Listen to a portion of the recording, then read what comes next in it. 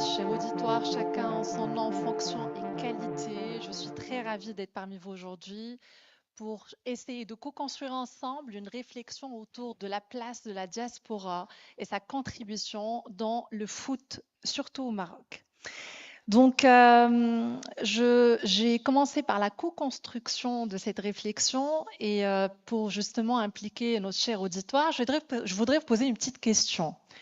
Qui d'entre vous a quelqu'un de la famille, une tante, un cousin, une cousine, un ami qui habite en Europe, au Canada ou dans le Golfe? Si vous pouvez lever la main. Je pense que j'aurais dû poser la question autrement. Qui n'a pas? Très bien. Alors ça, c'est une partie de la diaspora. J'ai essayé de faire une petite analyse hier justement et des petits parallèles que je pense Simone va aussi étayer. Alors, il y a 5 millions d'étrangers, de Marocains, pardon, qui habitent à l'étranger.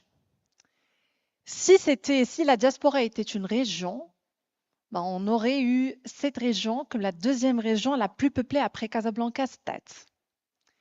Les Méreux, les Marocains résidant à l'étranger, envoient à peu près 100 milliards de dirhams au Maroc.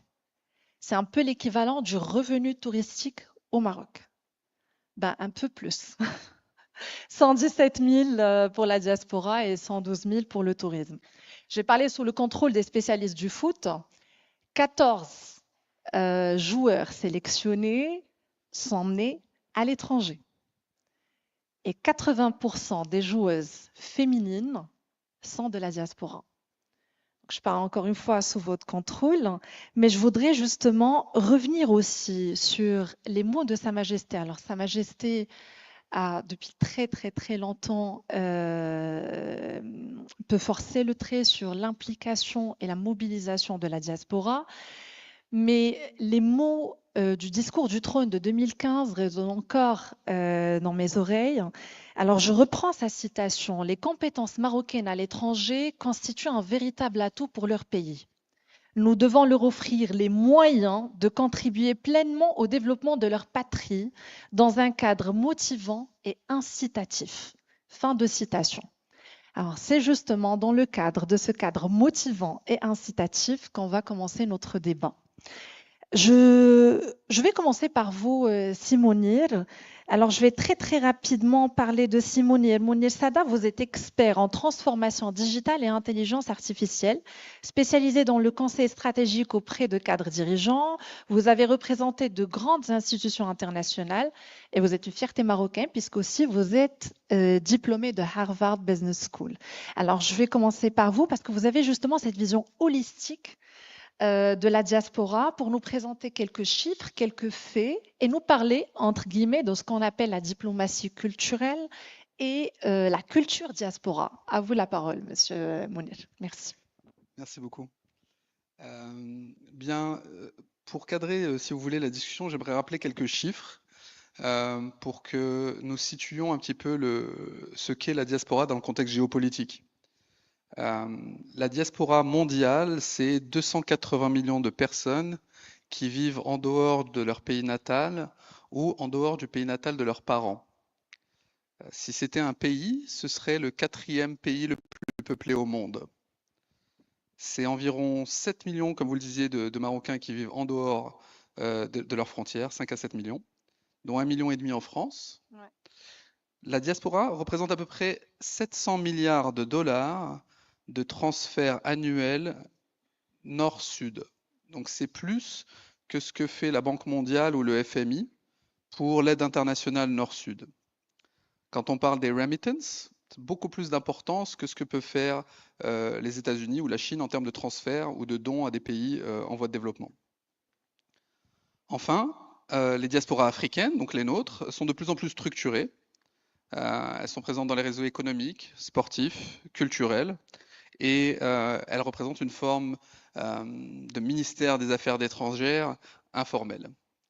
Et je pense qu'il faut prendre cela comme argent comptant, puisque ce sont pour le Maroc, mais aussi pour les autres pays qui ont des diasporas importantes, des réseaux d'ambassadeurs sur lesquels on peut compter. D'un point de vue culturel, j'insiste sur le fait que je pense que la diaspora en soi est un pays avec ses propres valeurs. Et ces valeurs, elles sont en général construites autour de l'expérience parentale, mais aussi de l'expérience de chaque enfant d'immigré, en quelque sorte.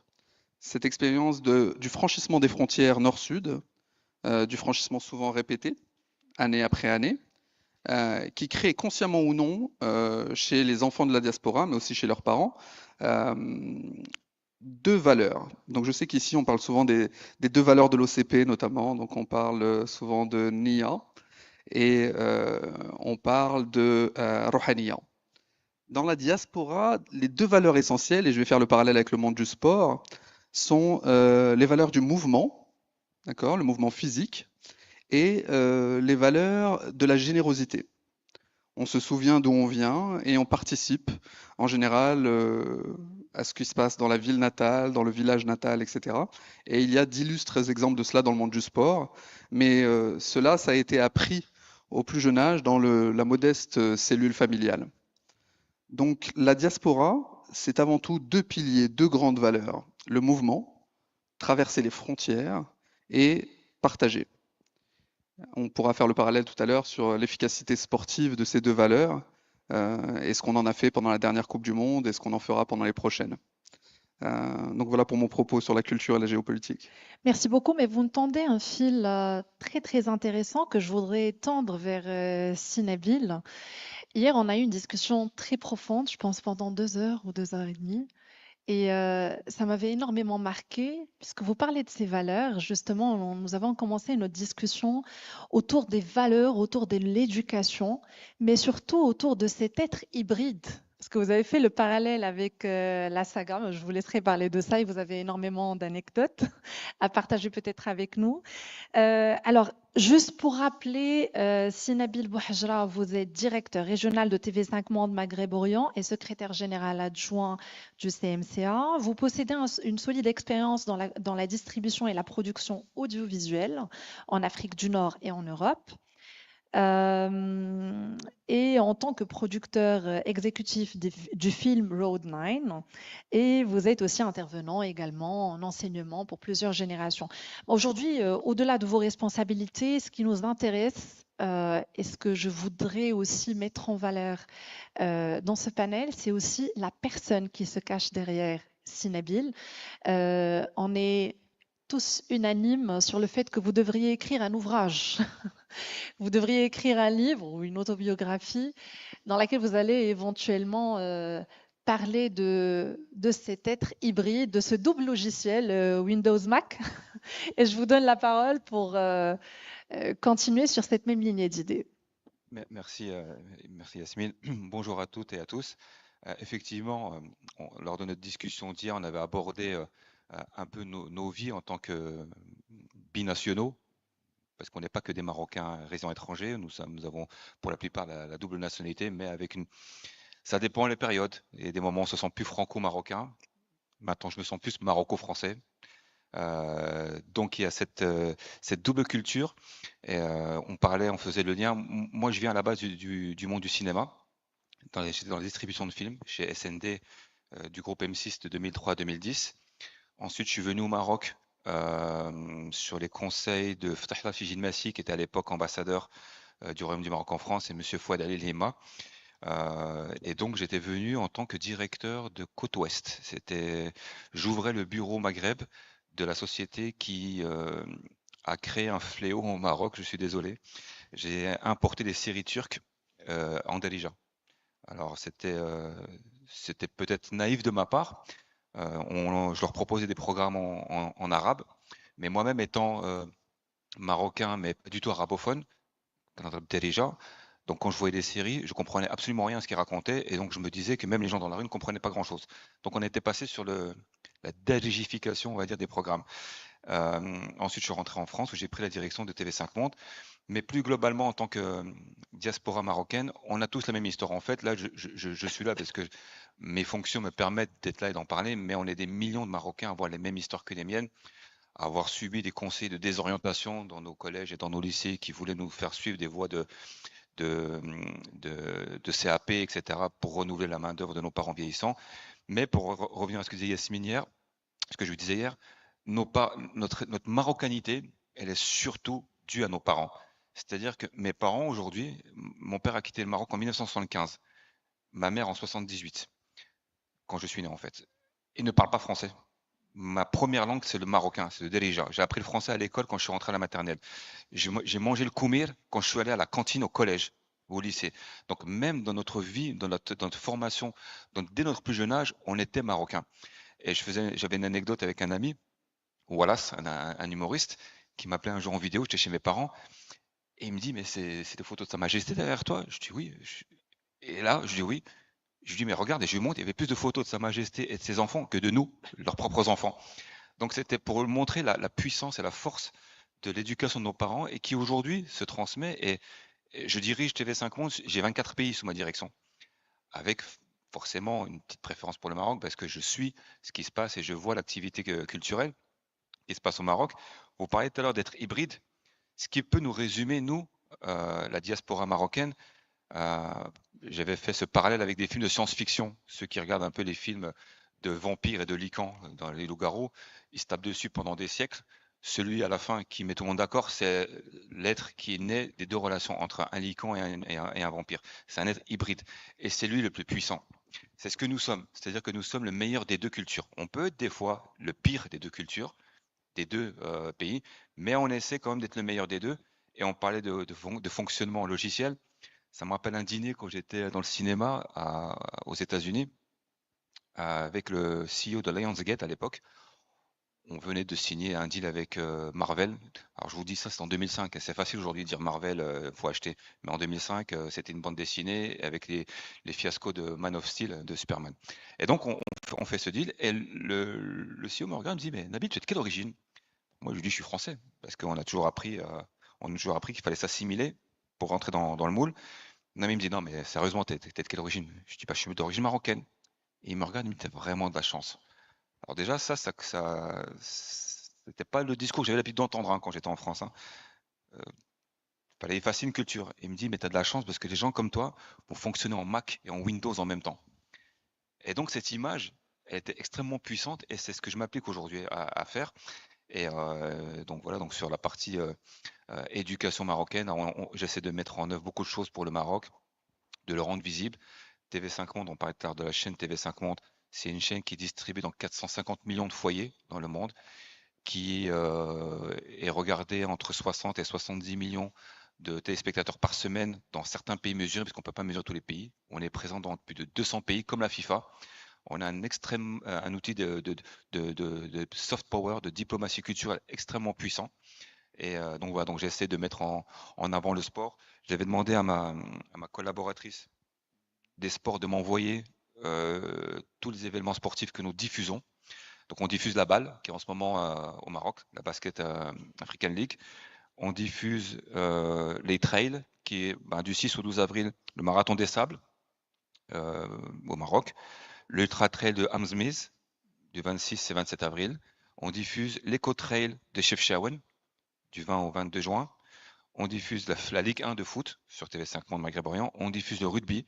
On diffuse le cyclisme, le Tour du Bénin, le Tour de France, le Tour de France féminin, des sports mécaniques, le championnat du monde de WEC, le tennis, l'équitation et beaucoup d'autres sports. Donc, vous avez remarqué que dans les trails, il n'y avait que du Maroc. Bon, ça me pose certains problèmes avec les pays voisins et les pays de la région, parce que j'ai quand même 24 pays sous ma direction, mais j'ai aucun complexe avec ça. Moi, je suis là pour accompagner la culture et les pays qui s'activent et qui font les choses. Merci. Vous méritez vraiment des applaudissements. Merci. Et je sais que vous avez pris beaucoup de pincettes en nous racontant ce que vous êtes en train de nous raconter parce qu'on a eu droit à des choses beaucoup plus profondes. Oui, En oui, tout oui. cas, vous méritez. J'allais dire, les meilleurs ambassadeurs, les meilleurs offices de tourisme, tous réunis, vous ne trouverez pas mieux que la diaspora marocaine et nos parents. J'ai été invité cette année, c'est un honneur pour moi, à la fête du trône à Tétouan et à Tanger. Et on était beaucoup d'invités qui venaient de toutes les parties du monde. Et la question était posée par le docteur Zahid de la Fondation Hassan II, que je remercie d'ailleurs, il m'a permis de réaliser le rêve de mes parents, surtout, et ensuite le mien, de rencontrer Sa Majesté. Et, euh, et donc, il me dit, mais qu'est-ce qui vous réunit tous ici? vos études, vos métiers, votre expérience.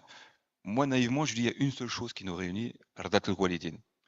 Tout ce qu'on fait, c'était pour nos parents. Et s'il y a bien des gens qui font inviter à ce genre d'événement, c'est nos parents qui le méritent, parce que c'est eux qui ont mangé du coton, qui ont mangé du béton, qui ont galéré pour faire que nous réussissions, et mais tout en gardant notre marocanité. Donc c'est plutôt eux qu'il faut remercier en fait. Merci beaucoup, Sinabil, pour cette intervention. Je tenais à ce que vous partagiez ça avec nous parce que des fois, à maintes reprises, on sait que l'histoire avec petit h, c'est ce qui pourrait éventuellement façonner notre histoire à tous avec grand H. Je reviens aussi à ma spécialité qui est le marketing territorial et j'essaie de travailler un peu sur le lien entre ce marketing territorial, le rayonnement, la notoriété du territoire avec un grand événement comme prétexte, parce que c'est juste un prétexte pour faire rayonner un territoire. Et in fine, le marketing territorial, c'est comment raconter une belle histoire, comment faire de mon territoire une histoire belle et désirable pour ceux qui y vivent déjà, c'est-à-dire pour les citoyens, mais surtout, alors vivre sur un territoire, on peut vivre le territoire ou vivre sur un territoire, soit géographiquement, on est là, on est résident, soit on porte le territoire dans notre cœur et on sait que des fois la diaspora porte le territoire un peu plus que nous. On a vécu ça, par exemple, j'ai eu l'occasion d'assister à un match quand j'étais à l'étranger, match Maroc-Portugal lors de la Coupe du Monde et j'ai vu les festivités. En tout cas, cette belle histoire qu'on voudrait raconter, on voudrait être spectateur, on voudrait plus être spectateur de cette histoire, on voudrait être acteur. Et je terminerai par un autre concept que je voudrais peut-être construire avec l'auditoire, et on vous donnera la parole après, peut-être être auteur de cette histoire et l'écrire. Alors, je vais me tourner vers vous, Yassine Liatebi. Vous êtes professeur d'université à l'Université Lumière Lyon 2, secrétaire général et chercheur associé à Neige Maroc, un centre de recherche sur la globalisation. Vous êtes analyste politique et expert des questions de géopolitique, diplomatie et économie du sport sur le plan universitaire et médiatique en France. Je sais que vous faites beaucoup d'études à Neige Maroc et ça nous intéresserait de savoir quelle est votre méthodologie d'approche, quelles sont les études que vous faites, parce que c'est très intéressant de savoir, de connaître l'état actuel pour pouvoir un peu faire le parallèle et voir si on avance, quels sont les gaps, où on voudrait aller, etc. À vous la parole. Merci en tout cas pour l'invitation et la très belle organisation de ce sommet depuis hier. Je tiens à féliciter et à remercier l'ensemble des organisateurs. En effet, Neige Maroc, donc Centre marocain de recherche sur la globalisation, existe depuis 2017, mais n'est pas né en France, est né au Mexique, grâce à mon grand frère, le docteur Mohamed Badine Eliatioui, qui était professeur d'université à l'Université des Amériques de Puebla, au Mexique. Et l'Amérique latine connaissait le Maroc, admirait le Maroc, mais n'avait pas de littérature académique sur le Maroc.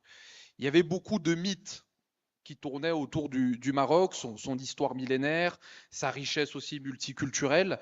Et donc, avec mon grand frère, on a réfléchi donc de structurer un centre de recherche afin de valoriser le Maroc sur le secteur académique et universitaire. On a commencé donc en Amérique latine où c'était véritablement un terrain vierge pour le Maroc.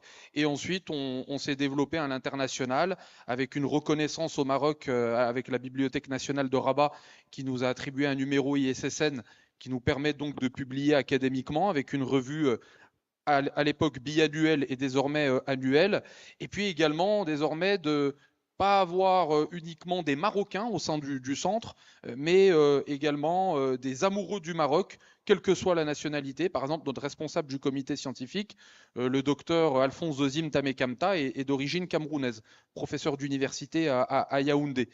Et donc, Neige Maroc, en fait, œuvre véritablement avec des études quantitatives, avec des études aussi qualitatives, donc avec vraiment des enquêtes de terrain et des œuvres concrètes pour amener un héritage académique pour la jeunesse, pour l'avenir, pour également les amoureux du Maroc, mais également peut-être nos concurrents également, afin de mieux connaître donc ce Maroc et d'éviter cette méconnaissance que le royaume a alors qu'elle a tout à donner.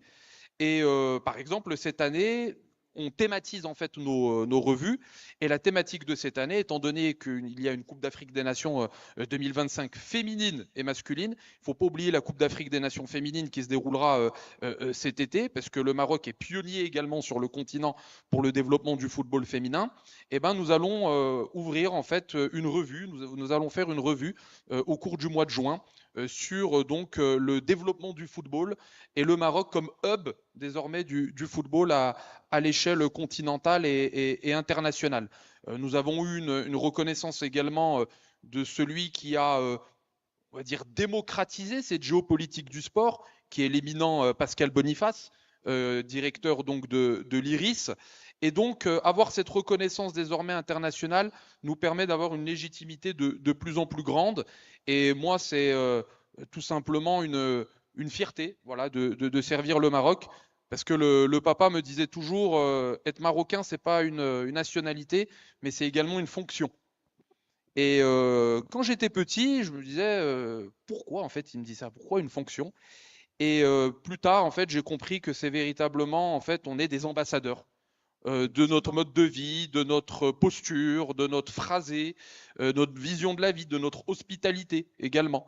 Voilà, c'est une véritable fierté parce que moi j'ai la maman qui est arrivée très très tôt en France en 1961. Ça a été vraiment la toute première génération. Mon grand-père, pas à son âme, est arrivé également en 1959 en France. Et cette longévité et le fait qu'on était éloigné de par cette Méditerranée du Maroc, c'était uniquement un éloignement géographique.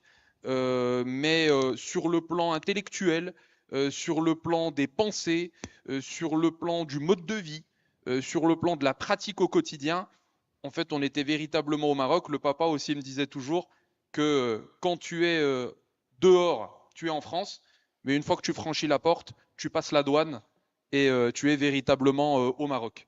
Donc voilà, Bravo. c'est un réel plaisir désormais de pratiquer cela au quotidien. Merci Je beaucoup. pense qu'on est alignés, on parle tous le même langage. Hier, justement, on a parlé de l'être et l'avoir, avoir la nationalité ou être marocain, avoir le mindset ou l'exercer, être le Marocain qui va porter justement le drapeau du Maroc et le hisser au rang des grands. Alors justement, cette responsabilité, elle est très intéressante avec ce sens du lieu et du lien. Alors, déjà, je voudrais poser une petite question, si on pourrait avoir une réponse très directe par rapport à ça. Vous avez parlé de votre revue et puisqu'on est à l'enceinte d'une grande université, est-ce que les appels à manifestation pour la revue sont ouverts pour tous les chercheurs? Absolument. Sont ouverts pour les chercheurs Pour tous les chercheurs, nous avons un compte LinkedIn, nous avons D'accord. également un site internet. Donc n'hésitez pas à nous contacter. Nous allons faire un appel à contribution à partir dans quelques semaines, à partir Très du bien. mois de mai. Et donc c'est une véritable fierté, oui. Ben, N'hésitez excellent. pas à participer. On mobilisera aussi nos chercheurs et nos doctorants. Alors, vous m'avez aussi rappelé le mindset de Maffezoli, qui parle un grand sociologue, qui parle du lieu, du lien et de la confiance. Alors, le lieu, il fait le lien, mais le lieu n'est pas forcément géographique. Il peut être géographique comme il peut être porté dans le cœur, il peut être émotionnel et affectif. C'est ce qui permet justement d'établir ce lien avec le territoire pour créer une communauté et un espace commun. Le stade pourrait être un espace, un lieu pour exercer justement et pour partager ce lien. Alors le lieu fait le lien fait le lieu et fait le territoire, mais aussi il génère la confiance. La confiance vis-à-vis du territoire auquel on appartient, mais la confiance aussi vis-à-vis des décideurs et des relais pour faire mobiliser ces diasporas.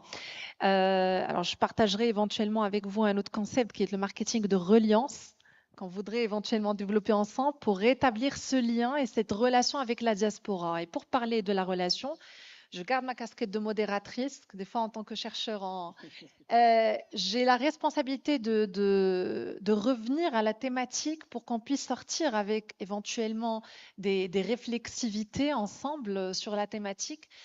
En fait, cette diaspora, on a dressé, on a planté le décor, on a parlé de ce qu'on pourrait, de ce que chacun de vous fait. Est-ce qu'on pourrait maintenant aller chercher ce lien entre la diaspora et le développement du sport? Comment les engager? De quel engagement on parle? Et pratiquement, comment cette diaspora pourrait-elle contribuer au développement territorial, surtout à long terme? À vous la parole, Simone. Alors, je vais revenir sur mon premier propos, qui est de dire que la diaspora, évidemment, elle est marocaine, mais c'est une nation virtuelle en soi. C'est 280 millions de personnes qui se reconnaissent dans une expérience commune. C'est-à-dire que rien de ce que vous avez dit ne m'est étranger. Pour revenir sur un parcours de vie plus personnel, à 20 ans, j'ai immigré moi-même en Angleterre. Et les gens qui m'ont aidé étaient pakistanais, bangladeshis, qataris, etc. Et c'est des gens qui faisaient partie de cette diaspora. Et évidemment, le premier lien a été une dame marocaine. Donc, je vous passe les détails. Donc, quand on entre dans la diplomatie du sport, qui est finalement le sujet qui nous concerne, qui a concerné le Qatar à la dernière Coupe du Monde, etc., etc., il y a partout dans le monde des relais. Donc moi particulièrement, je vis entre Casablanca et Lausanne. Tous les Marocains qui me connaissent savent que quand ils arrivent à Lausanne, on pourra aller prendre un café et il y aura forcément dans ce petit écosystème sportif des gens qui pourront les aider dans leur propre initiative. Je l'ai dit tout à l'heure, la diaspora africaine s'organise, elle est structurée, elle est présente en Suisse, elle est présente à Riyad, elle est présente aux États-Unis, elle est présente dans les milieux du sport associatif, mais aussi dans le milieu du sport professionnel, dans les milieux du sport financier, puisque maintenant la finance joue un rôle de plus en plus important dans le monde du sport. Et vous trouverez, quelle que soit votre initiative, dans chacune de ces grandes institutions qui font le sport en 2025 et qui vont faire le sport dans la prochaine décennie, des gens de la diaspora qui vous aideront. Et ils ne seront pas forcément marocains, parfois ils seront sénégalais, parfois ils seront martiniquais, parfois. Mais ils auront eu cette expérience du franchissement des frontières. Et quand je dis frontières, frontières physiques, mais aussi frontières sociales. Vous avez des anecdotes à nous raconter dans ce sens? Parce que je sais que vous en avez beaucoup. Peut-être une, le temps le permet. Une anecdote toute fraîche, si vous voulez.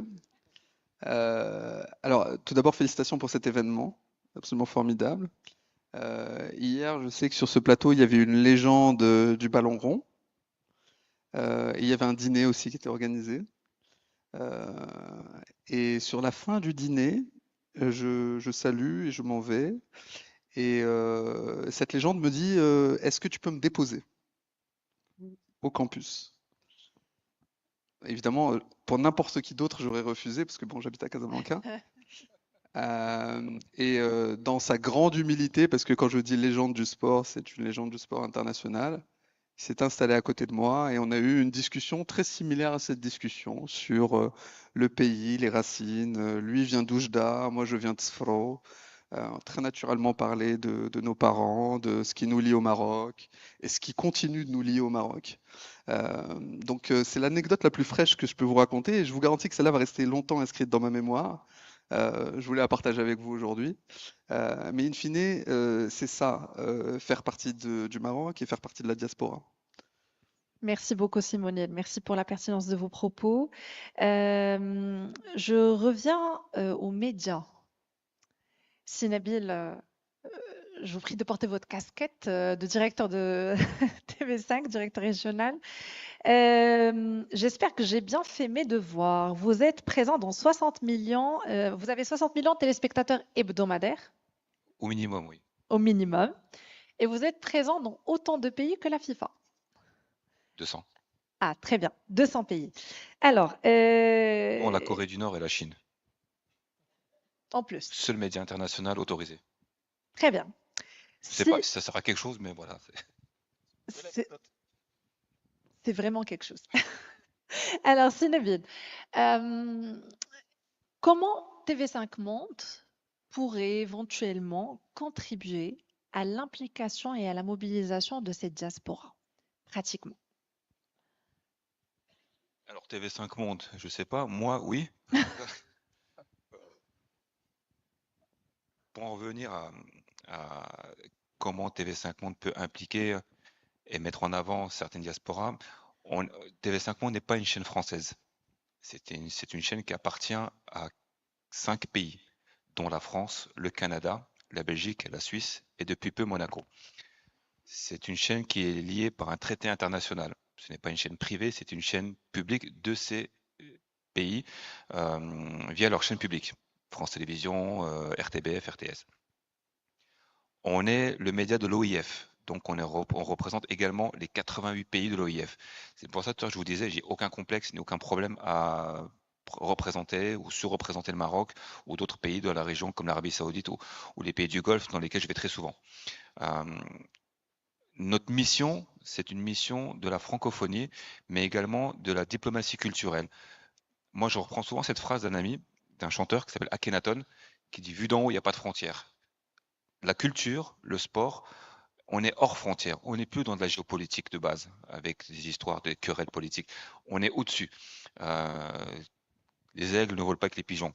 J'aime bien cette citation également. Vous pouvez noter, faire plein de citations comme ça.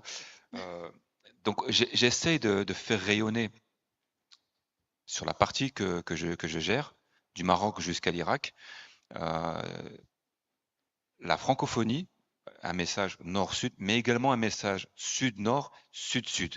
On est très présent en Afrique. On est la chaîne francophone la plus regardée en Afrique. On est, quand je vous dis 60 à 70 millions de téléspectateurs hebdo, c'est sur quelques pays mesurés en Afrique. Donc on a une audience qu'on peut multiplier par 2 ou par 3 facilement. Donc j'essaie moi d'insuffler des découvertes sportives. TV5 Monde était la première chaîne, l'une des premières chaînes à diffuser la CAN dès le début. À une époque, on va se dire les choses, où c'était pas pris au sérieux par les pays et les médias occidentaux. Limite, c'était un bêtisier pour eux. Aujourd'hui, ça s'est structuré, ça s'est professionnalisé, c'est devenu très cher. Donc, on peut plus suivre. On était dans le foot culturel, dans la diplomatie culturelle, mais on peut pas suivre nous dans le foot business parce qu'on n'a pas les moyens. Là, je suis en train de m'intéresser. Je vais essayer d'entrer en contact avec les gens de la CAN féminine pour voir comment on peut faire émerger au niveau mondial ce sport pour que d'ici quelques années, les droits valeront hyper cher et puis que ça prenne son élan. Les U17 pour les jeunes, je vous ai dit, on est présent sur plein d'activités sportives. J'étais en discussion avec la Ligue Pro saoudienne. Donc voilà, j'essaie moi en tout cas, parce que j'ai un regard terrain, que ce soit du Maroc jusqu'à l'Irak, je suis en relation, en contact avec les autorités, avec les chefs de gouvernement, les chefs d'État, enfin surtout dans les pays du Golfe. Il y a une jeune génération qui a pris le pouvoir et avec qui je m'entends très bien. Enfin, pris le pouvoir, pas par la force, mais bon, qui l'a hérité grâce à leurs études et à leur famille. Donc on essaye. Pour revenir à la diaspora sportive, on ne peut pas parler de cette thématique sans évoquer Walid El Ghragué. Je ne connais pas personnellement, mais j'ai l'impression de connaître comme si c'était un grand frère. Parce qu'en fait, c'est le grand frère qu'on avait, nous, dans nos banlieues, dans nos cités. Alors, je dis banlieue, je viens des Vosges, je viens de la forêt, moi, donc j'ai rien de banlieusard. Je viens d'une région où tristement célèbre pour ses faits divers glauques que par des sportifs. Mais on a des sportifs de haut niveau qui viennent de là-bas. Nabil Ba, qui était au lycée avec mon frère, Youssef Haji, la famille Haji qui sont de Nancy, la famille Waddo. Et donc tout ça pour vous dire que Walid Ghragué a réalisé notre rêve à nous, les MRE, c'est-à-dire nous faire respecter au niveau mondial, même si on ne parle pas très bien d'Elija, malgré les dissensions, malgré les sectarismes qui peuvent exister au Maroc, entre castes, entre communautés, il a réussi à mettre le drapeau marocain au niveau mondial. Parce que quand on voit l'équipe nationale du Maroc, d'un point de vue extérieur, on voit l'équipe du Maroc, le drapeau du Maroc. On ne voit pas des fessiers, on ne voit pas des chlouh, on ne voit pas des zmecs, on voit des Marocains. Et c'est là où je le félicite, et c'est quelqu'un que... Il a réussi à nous unifier. Effectivement. Ouais. Et c'est là où la diaspora peut apporter quelque chose. C'est que lui, il arrivait avec... il n'avait pas certain mindset. Il arrivait, je suis marocain, je travaille pour l'équipe nationale marocaine. Khalas, des histoires là, toi t'es espagnol, toi t'es italien, ça me regarde pas. Et donc ouais, on peut pas parler de diaspora sportive sans évoquer son travail et puis sa personne. Et je suis sûr que c'est quelqu'un d'extrêmement humble et on doit avoir les mêmes histoires. Encore une fois, des conseils de désorientation, des histoires, voilà, on a des galères qu'on a dû tous avoir. L'école de la vie, tout simplement. Et c'est ce qui fait aujourd'hui que la diaspora sportive, pas que marocaine, mais africaine également, s'élève vers le haut et qu'on commence à susciter l'intérêt de gros médias et de gros sponsors et de gros annonceurs. Ce qui m'avait aussi marqué quand on discutait tout à l'heure de la diaspora et le sport, je vous avais posé une question, je vous ai dit, est-ce que cet attachement, ce dévouement, cette passion, elle est aussi liée à la performance de l'équipe? Vous m'aviez dit pas du tout, parce que ça traduit aussi la vie quotidienne du Marocain résidant à l'étranger avec les échecs, les réussites, etc. Donc, et ça, je trouve que c'est extraordinaire. Ne C'est pas. exactement ça. Ouais. On ne soutient pas une équipe nationale que quand elle gagne, en fait. On regarde des matchs et des fois, on ne sait même pas qui a gagné, qui a perdu. C'est juste, on regarde le match, on est fier de voir le drapeau marocain, l'équipe marocaine, et puis ça nous rend fiers. Et parce que la vie, elle est comme ça. On gagne, on perd, mais c'est comme ça. Donc, on n'a C'est pas, extraordinaire. on ne lie pas notre amour pour l'équipe ou pour le sport pour les performances. Sinon, ben, on va pas aller loin, hein. Enfin, je veux dire, moi, j'habite à Paris, je suis supporter du PSG par opportunisme, hein. C'est depuis que le Qatar est arrivé, je serais incapable de vous citer un joueur du PSG d'avant. Mais voilà, j'y vais parce que j'aime le beau jeu, j'aime l'ambiance, j'aime parce qu'il y a Hakimi aussi qui représente le Maroc. Donc, qui perd ou qui gagne, c'est pas grave. Bon, ils perdent souvent en quart ou en demi, mais bon, pour la Ligue des Champions. Mais bon, voilà, c'est la passion qui nous anime. Merci beaucoup, Sinabil, pour ce partage. Alors, j'ai Simonil qui demande la parole. Je pense qu'il voudrait rebondir sur des Oui. propos rapidement. Alors, je pense qu'on pourra s'interroger sur le succès sportif, notamment dans le foot, des diasporas. Il y a beaucoup de gens qui se sont interrogés sur les succès répétés de l'équipe de France, année après année, demi-finale, finale, victoire. Le succès du Maroc, plus récemment. J'ai parlé tout à l'heure de ces deux valeurs que sont le mouvement et la générosité. Maintenant, si on regarde les icônes du sport, et pour les gens qui aiment le foot, bon, moi, mon préféré, ça reste encore Zidane. On sait que garder le ballon ne paye pas, et on sait que ne pas bouger ne paye pas. Arsène Wenger vous le dira encore une fois, le foot, c'est à la fois du mouvement et de la générosité. Et c'est pour ça que ces deux valeurs essentielles, et je crois que le coach l'a bien vu, c'est ce qui permet de gagner. Et c'est ce qui fait qu'on a confiance en le fait que peu importe la manière, peu importe le score, c'est la manière de jouer qui compte. Effectivement. Et vous retrouverez chez la diaspora un sens quasi inné de la passe décisive et de la passe qui traverse les lignes. Et on pourra tous s'interroger sur ce que ça fait dans les grands matchs internationaux. Donc le lien entre la manière de jouer et la manière d'être, pas du tout anodin. Très bien. Mais Excellent. je rebondis sur ce que vous dites. L'exemple Ounahi, je veux dire, il est excellent avec l'équipe nationale, il fait rêver tout le monde, mais parce qu'il a justement ce coach qui lui permet de casser ses lignes. Et en équipe je veux dire, habituelle, il n'est pas dans cet état d'esprit. Mais juste pour rebondir sur vous disiez, l'équipe nationale du Maroc, vous savez pourquoi je parle de Walid Regragui et le lien avec Ardat El Walidine? Quelles sont les images qui ont marqué le monde pendant la Coupe du Monde du Qatar? Avec les mamans. Les mamans. Le lien avec les mamans. Parce que, c'est la première chose dont je vous ai parlé, nos parents, les mamans, ont été mises à l'honneur. Et beaucoup de gens, que ce soit aux États-Unis, en Amérique latine ou en Asie, nous ont contactés, nous ont dit, par exemple, que je suis marocain et que je suis la porte d'entrée à TV5 Monde. Donc tout de suite, ils ont fait le lien. Ils m'ont dit, mais Nabil, mais le Maroc nous a ramenés sur terre, nous a rappelé des vraies valeurs de la vie, la famille et les mamans. C'est bien de mettre en photo des femmes de sportifs, etc. C'est un délire. Voilà, il y a des Neymar et des Brésiliens savent le faire. Mais vous n'aviez pas honte. Vous étiez fiers de vos mamans avec leur djellaba qui dansaient sur le terrain.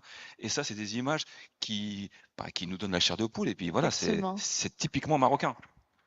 Merci. Alors écoutez, j'ai même pas osé vous interrompre, mais j'ai le rôle ingrat de gardienne du temps. Bon. Je vais vous donner un exercice très difficile pour nous, universitaires. C'est celui de faire la synthèse.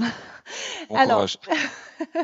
c'est un exercice très difficile, d'autant plus que la question que je vais vous poser maintenant est digne d'une thèse de doctorat. Alors, on prend la diaspora comme un levier de soft power Et on voudrait savoir, depuis votre position en tant que membre de la diaspora, en tant que chercheur dans un laboratoire de recherche, dans un think tank, là où vous avez un réservoir d'idées vraiment très intéressant et pertinent, comment concrètement, demain, on pourrait actionner ce que j'appellerais le plus petit pas pertinent possible, les 5 P, mes 5 P, le plus petit pas pertinent possible, chacun de nous, à son niveau, pour mobiliser cette diaspora, je dirais entre parenthèses l'impliquer, non seulement la mobiliser pour rester sur la notion de l'auteur. Voilà. Au niveau de l'implication de la diaspora, il est très important de continuer encore à structurer, mais avoir des représentations concrètes à l'étranger. Parce que la diaspora marocaine est très particulière sur le plan sociologique par rapport aux autres diasporas africaines, parce qu'elle est très étendue un peu partout dans le monde. En Espagne, en Hollande, en Belgique, en France, et même outre-Atlantique, au Canada, etc. Et pour moi, par exemple, je militerais pour, par exemple, le football, l'UM6P, qui en plus nous accueille pour cet événement, a une antenne récente à Paris, a une antenne également au Canada. Evosport, donc la filiale sportive de l'UM6P, devrait réfléchir, de travailler en fait avec la Fédération royale marocaine de football afin de créer des antennes à l'étranger, afin de pouvoir former également des éducateurs, des préparateurs physiques, mais également les joueurs issus de la diaspora dès le bas âge. Et ce sentiment d'appartenance que la Fédération royale marocaine de football travaille de manière concrète et de manière efficace depuis plusieurs années, doit également penser à ces universités, parce que ces universités, c'est le pôle d'excellence. Et via ce pôle d'excellence, on pourra encore gravir les échelons. Nous sommes la 12e nation FIFA. Le top 10 est pas très loin. Et moi, je militerai donc pour cet aspect-là, afin d'atteindre le top 3 et pourquoi pas la première place, Inch'Allah, pour le Mondial 2030. C'est tout ce que j'espère. Merci beaucoup. Un mot, si vous pouvez caractériser cette relation sport et diaspora, en un mot. Le travail de la Fédération marocaine de football, parce que quand nous sommes allés au musée, on a vu un peu l'histoire du football marocain. J'ai rencontré Youssef Haché, il y a Walid Gragé, il y a Nabil Ba, ce sont tous des gens qui sont issus de la diaspora, et le fait de nous intégrer dans ces fédérations, la Fédération marocaine l'a compris. Maintenant, c'est à d'autres fédérations sportives ou autres de le faire et d'intégrer et de nous prendre, de nous considérer comme des Marocains qui sommes là pour le pays, plus que pour des intérêts financiers, parce que sinon, il y a les Émirats, les pays du Golfe qui nous font des appels de phare. Donc voilà, c'est plus que nous sommes là, nous sommes dispo et nous voulons travailler pour notre pays. Le dernier mot pour vous? C'est gentil. En un mot. Donc là, c'est plutôt le consultant en affaires qui parle, hein. Moi, j'imagine une très forte triangulaire entre Paris, Riyad et Rabat. Mais c'est le consultant en affaires qui parle. Merci beaucoup, merci pour ces visions. Oui. Et considérer également donc que cette diaspora n'est pas une menace pour la société marocaine, mais véritablement comme une opportunité et une valeur ajoutée. Une valeur ajoutée, elle fait partie des forces vives du Maroc. Merci beaucoup pour ce panel. Ce fut un honneur pour moi de partager ce panel et ces propos avec vous. Je pense qu'on ouvrira le débat pendant la pause. La gardienne du temps aussi est arrivée. Je vais suivre les ordres. Est-ce que je peux être une Marocaine honorée? C'est OK avec vous? Avec plaisir. Beaucoup de gens pensent avec que je suis grand marocaine. plaisir. Okay. Merci. Merci beaucoup, merci beaucoup. Yasmine, tu restes avec nous, non? Parce qu'ensuite, tu fais la traduction. Tu restes maintenant. Avec plaisir. Oui. Je ne pourrais pas dire non. Oui. Merci beaucoup, c'était super. Merci beaucoup. C'est bon.